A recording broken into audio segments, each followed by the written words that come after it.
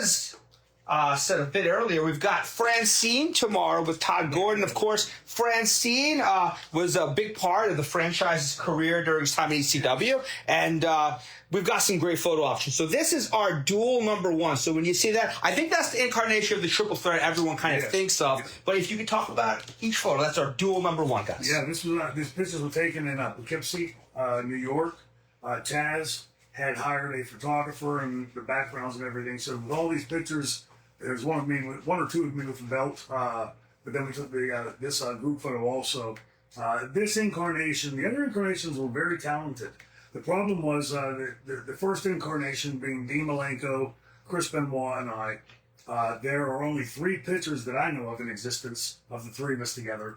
They had left shortly after putting it together. Every great wrestling company I ever watched always had a heel stable, whether it was House of Humperdinck or Four Horsemen. on and on. And ECW didn't have that yet. And so I came up with the idea of the triple threat. And then, of course, after they left, Chris Candido and Brian Lee, who I just saw for the first time in like 20 years. How's he doing? I heard. Is he okay? Doing good. Tell everybody they said hello. Great. And it was good to see him because he just up and disappeared. And then Bam Bam fell in, and both Bam Bam and Chris Candido were such accomplished talent in our business.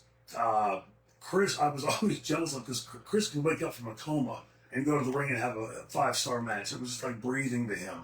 And Bammer, I mean, my God, you go back and watch. If you want to ever get a testament outside of ECW of how great Bam Bam Scott Bigelow was, watch his match at WrestleMania with Lawrence Taylor. Understanding that Lawrence, great athlete, that doesn't have a thing to do with wrestling. And that he was able to pull out a decent match out of that. On that grand stage, I would have been very nervous even trying to pull that off at that stage of my career. Scott was a total pro and really completed it. We never had that monster guy, even though Brian was a little bigger, but that monster like Bammer that could move around so well. It really augmented, I think, the 4 of us together.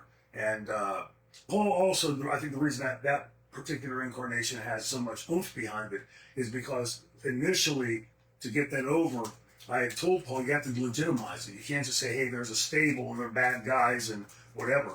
And for a brief period, we held all the belts.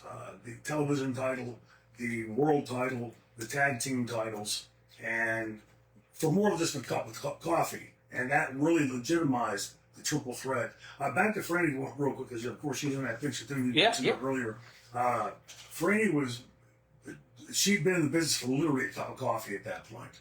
And I often try and put myself in, reverse it. And I think at that stage of my career, months into business, being put with a world heavyweight champion and expected to go out there and be an equal to that over-the-top character of the franchise. Franny did that in spades. She was a great student. She listened, and every night in the car, if Damien, our driver and friend, was still here, he'd be able to verify this. The entire way back to the hotel, we would be going over that match tonight.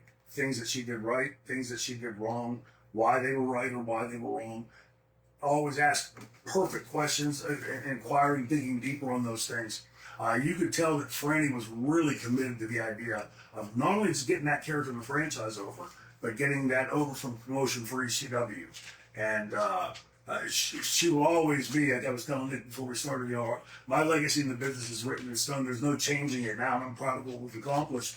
But Franny really gave me a lot of more weapons to use while I was out there. And now, if she doesn't pay that back and give you a kind of compliment tomorrow, you got to fire her. I will. I'll text you tomorrow when I tell her how much you just put her over. Yeah, she was great. She was great. Our duel number one.